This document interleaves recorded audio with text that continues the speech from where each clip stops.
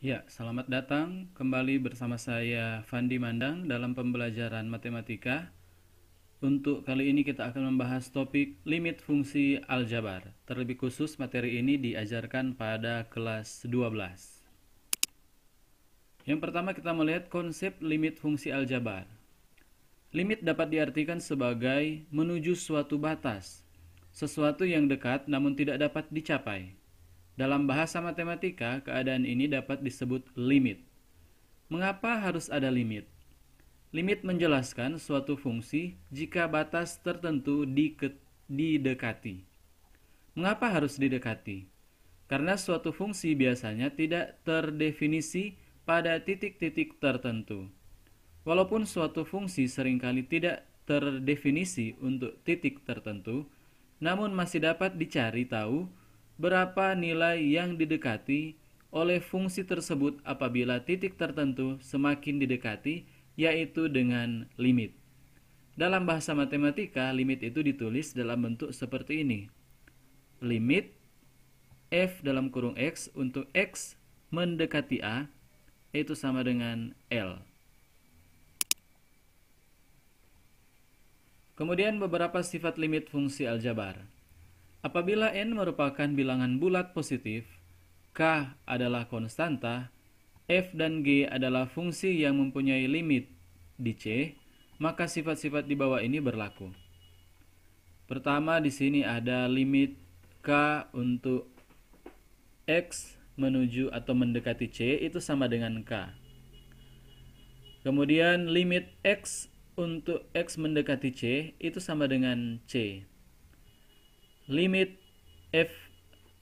kf dalam kurung x untuk x mendekati C, maka sifat ini k kita tulis di depan limit sehingga dibaca k limit f dalam kurung x untuk x mendekati C. Kemudian ada sifat-sifat yang lain di sini bisa kita perhatikan, sifat keempat, sifat kelima, ke-6, ke-7, ke-8, dan ke-9.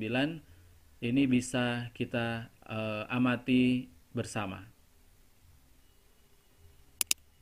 Selanjutnya, menentukan nilai limit fungsi aljabar. Ada dua bentuk dalam menentukan limit fungsi aljabar, yaitu bentuk yang pertama dalam bentuk limit f dalam kurung x untuk x mendekati a, dan bentuk yang kedua, limit f dalam kurung x untuk x menuju atau mendekati tak berhingga. Dalam hubungannya dengan bentuk limit yang pertama, ada beberapa metode dalam menentukan nilai limit fungsi aljabar, yaitu dengan cara substitusi dan cara pemfaktoran. Kita lihat yang pertama, cara substitusi. Cara substitusi ini langkahnya dengan mengganti peubah yang mendekati nilai tertentu dengan fungsi aljabarnya. Berikut beberapa contoh. Kita perhatikan contoh yang pertama, tentukan nilai limit fungsi aljabar dari limit 3x kurang 1 untuk x mendekati 1. Maka nilai 1 yang di sini itu yang kita substitusikan ke dalam nilai x pada limit tersebut, sehingga menjadi 3 kali 1 kurang 1, atau 3 kurang 1 sama dengan 2. Jadi nilai limit fungsi aljabar tersebut adalah limit 3x kurang 1 untuk x menuju 1 atau mendekati 1 adalah 2. Begitu juga dengan contoh yang kedua. Tentukan nilai limit fungsi aljabar dari limit 2x kuadrat tambah 5 untuk x menuju 2 atau mendekati 2, maka 2 ini yang kita substitusikan ke dalam nilai x menjadi 2 dalam kurung 2 pangkat 2 ditambah 5, sehingga hasilnya adalah 2 kali 4 tambah 5 atau 8 tambah 5 sama dengan 13. Jadi nilai limit dari fungsi aljabar tersebut adalah 13. Selanjutnya contoh yang ketiga masih dengan cara substitusi. Untuk limit x kuadrat kurang 3x tambah 2 dan x mendekati minus 2. Minus 2 ini yang kita substitusikan ke dalam nilai x yang pertama dan nilai x yang kedua, sehingga menjadi minus 2 kuadrat kurang 3 kali minus 2 ditambah 2. Atau hasilnya adalah 4 ditambah 6 ditambah 2. Kenapa di sini hasilnya menjadi tambah 6? Karena di sini ada operasi kurang dan perkalian dari 3 dikali 2 adalah negatif 6. Kurang dan negatif menjadi tambah. Atau hasilnya adalah 12. Sehingga nilai limit fungsi aljabar tersebut adalah 12. Contoh soal yang keempat juga masih sama. Kita hanya mensubstitusikan nilai dari limit tersebut. Limit dari 1 kurang X per X tambah 1 untuk X mendekati 1, maka 1 ini kita substitusi ke dalam nilai X di pembilang dan X di penyebut. Menjadi 1 kurang 1 dibagi 1 tambah 1. Hasilnya 0 per 2 atau 0. Masih ada beberapa contoh untuk cara substitusi untuk nilai limit. Di sini bisa kita perhatikan ada contoh ke-5, contoh ke-6, dan juga contoh ke-7. Di sini ada beberapa contoh namun penyelesaiannya masih sama, yaitu dengan cara substitusi. Kita lihat cara yang kedua, yaitu pemfaktoran. Cara pemfaktoran digunakan apabila cara substitusi menghasilkan nilai limit yang tidak terdefinisikan seperti pada contoh berikut.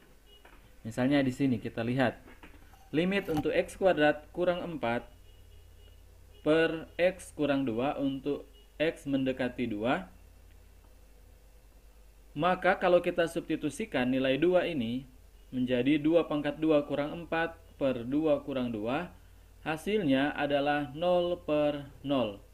Di mana hasil yang didapat ini itu tidak terdefinisi atau tidak didefinisikan. Cara pemfaktoran dilakukan dengan langkah menentukan faktor persekutuan antara pembilang dan penyebutnya. Berikut contoh untuk bisa dipahami. Untuk soal yang tadi, kita selesaikan dengan cara pemfaktoran.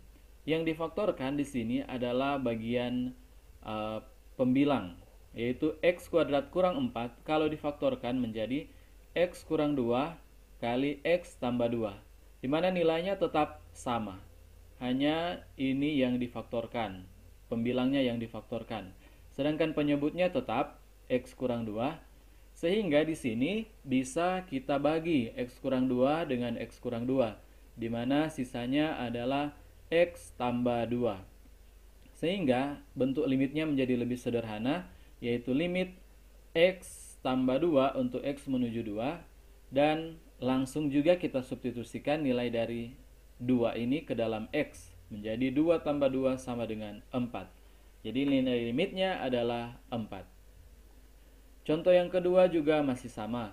Tentukan nilai limit fungsi aljabar dari limit X kuadrat tambah 4X kurang 5 per X kurang 1 untuk X mendekati 1. Pertama-tama kita faktorkan dulu dengan cara pemfaktoran bagian pembilangnya. X kuadrat tambah 4X kurang 5 jika difaktorkan menjadi X kurang 1 dikali X tambah 5. Kemudian dibagi X kurang 1. Di mana bentuk ini X kurang 1-nya bisa kita bagi dengan hasil 1. Sehingga hasilnya adalah limit X tambah 5 untuk X mendekati 1. Maka 1 ini yang kita substitusikan ke dalam X menjadi 1 tambah 5 sama dengan 6. Jadi nilai limit fungsi aljabarnya adalah 6. Demikian untuk contoh pertama dan kedua. Bisa juga disimak dalam contoh yang ketiga dan contoh yang keempat. Yaitu dengan cara ini kita faktorkan. Demikian untuk pembahasan kita kali ini untuk topik limit fungsi aljabar. Kiranya materi ini bisa mudah untuk dipahami. Sekian dan terima kasih.